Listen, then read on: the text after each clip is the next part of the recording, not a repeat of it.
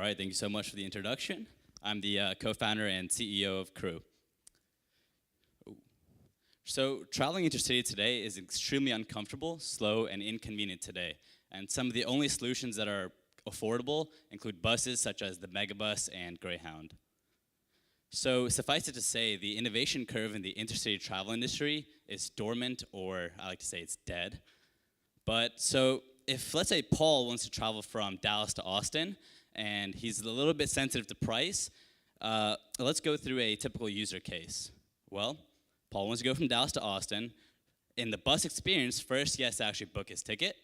Then he has to figure out how to get from his current location to the actual station, and then get from the station to the other station, and then finally the other station to the final destination. So let's take a deeper look into each one of these steps. So the first step, getting from the actual location to the station, is almost always an additional time, a cost of time or money. So if I have 3 bags and I need to get to Dallas, I live in Plano, I almost always have to book an Uber, and the times I go, the Uber usually charges me about 40 to 50 bucks, so my $10 bus ticket just became 50 bucks. Or I have to find a extremely kind friend who can actually come and take me there. Then you arrive at the station, then you have to go to the other station. Now, this actually has zero flexibility for the consumer. There are obvious safety concerns at stations in downtown, and there's also an extended travel time. So buses don't actually get from Dallas to Austin in 3 hours. It usually takes them 4 to 4.5 with all the stops. Then the other station to the destination. Now, this is very similar to the actual first step. It can be an additional cost of time and or money. So now let's take a look at the Krew solution. Whoa, it's one step and it's door to door. And we do focus on being hyper affordable. And so we basically send you a car at your place and take you straight to your destination. So we aim to offer rides that are hyper personalized, efficient, and also cost effective. And so we're not trying to offer you a service that's $400, $500. It's actually going to be $30, which I'll talk about in just a second. And another thing that we're really focused on is the actual experience of traveling intercity. And so all of our cars are actually Wi-Fi enabled, so you can actually stream Netflix or YouTube for free going from Dallas to Austin. And guess what? The Wi-Fi actually works. It doesn't just stall like Greyhound or Megabus. And so the way we actually drive this price down is through a bunch of clustering algorithms. So we actually match you with drivers and riders in the area who actually take you to Austin, or taking the case from Dallas to Austin, then actually match you with riders on the way back. So as I said before, a personalized car from Dallas to Austin will only cost you $30. So our revenue model is, so in order to stay competitive in the market, we have slightly different pricing models for each range. So you could technically book Austin from Dallas to Plano, which is only in the 0 to 100 mile range. And so, but our commission and our service fee structure is set up to actually make it optimized per mile range. And so some of our competitors include Tandem Car and Zimride on a ride service side. So in this sense, drivers can essentially post a ride and riders can tag along. But as I'll get into later, that creates a huge supply side issue. So if I need a ride tomorrow, I can't get it. And then of course the bus side, we have Greyhound and Megabus who are our biggest competitors. And so, yep, that's it. And I'd like to open the floor for some questions.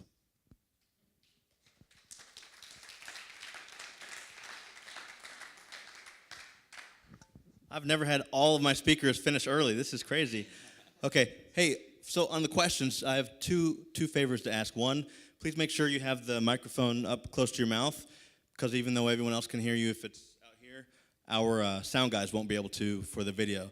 2, please listen to the questions so you don't ask the exact same question right after it. That would be great. Okay, questions? Okay, so are you basically acting as just a connector between people that are driving their own cars, that are looking to pick up people? Wow, that's good. People.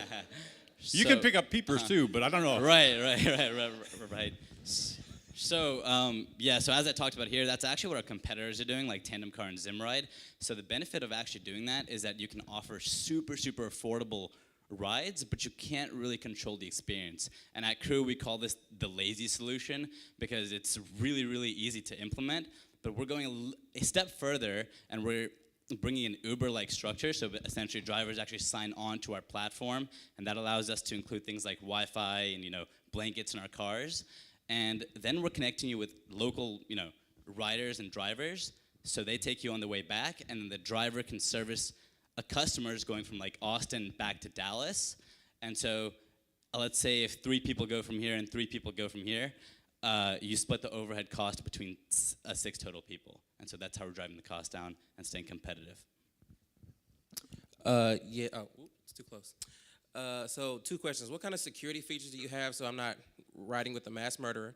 Sure. And who is your market right now? Because I know there's another company doing this for people who are going from a college to another college or from home to college. So what's your market right now? Yeah, so to your first question, thanks to Uber, actually, they solved a lot of those questions for us, and they've tested that in the market, but we do use a API called Checker to do a lot of background checks.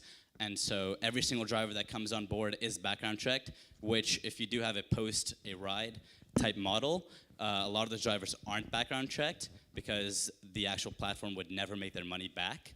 And your second question was, college to college, who our target market is. We're targeting college students right now. There's no really big industry leader doing the ride sharing from college to college, so that's where we're trying to slide in and kind of capture market share. A couple multi-part question about your pricing model. So Sure.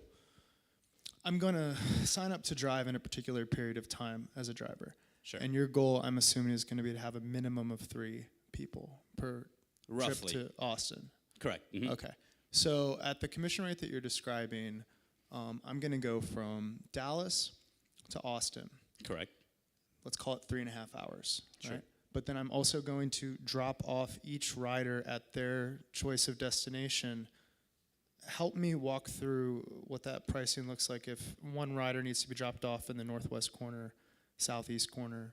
Just make a triangle of that. That could add another 1.5 to 2 hours to that trip easily. Right. So we actually do base the matching base the matching based off the actual destination. So if you're like on this side of Austin or that side of Austin, we're not going to match you with those sort of riders. So the biggest application for this is college right now. So a lot of college students going back to the same college, those are the people who we are going to match you with. And that's part of our actual algorithm, is that we're not just matching you with random people. It's actually people who are similar to you in interest and also near your actual destination. It's a good answer. We don't have time to get into it in more detail, but you've already done the math. If I'm a driver and I want to drive for Uber or your service, how much more am I going to make? And then does that justify the extra wear and tear on the vehicle and the gas mileage? And so it does. So actually per mile, we do pay a little bit less than Uber, but the biggest complaint about Uber and with drivers is that you have to actually, stall and wait a lot in between trips. So a Uber driver in Dallas, he may work for like 8-9 hours and make the same amount that he would make with us. But with us, you're guaranteed a certain number of hours and price. And so, yeah. And so we guarantee them miles. Last question, I promise. So Sure. the minimum shift to work for you, if I understand this correctly, and I live in one location, is anywhere from 8+ hours. Say that again? If I'm living in Dallas and I'm going to take a shift with your company, it's 3.5 hours. Even if everyone lives in the same college, I now have to fuel, drop off, go back. It's like an 8-hour shift. Right. And then we do compensate you for those 8 hours. So our pricing structure is built that way. New rule, no follow-up questions. So I have a 7-part question. No, so the upfront cost bringing on a driver seems pretty expensive. Wi-Fi, blankets, all this stuff. How do you manage that? You look at a model like Lyft that even got rid of their mustaches because that was just too hard for them to use. And so there's actually a startup here called Vinley in Dallas, which does Wi-Fi. And they do actually have a pricing structure that's very, very enticing to ride-sharing companies. And am I about to get the thing? All right. Sorry, guys. Blame Josh. That was just messed up the way he did that. That's never going to happen again.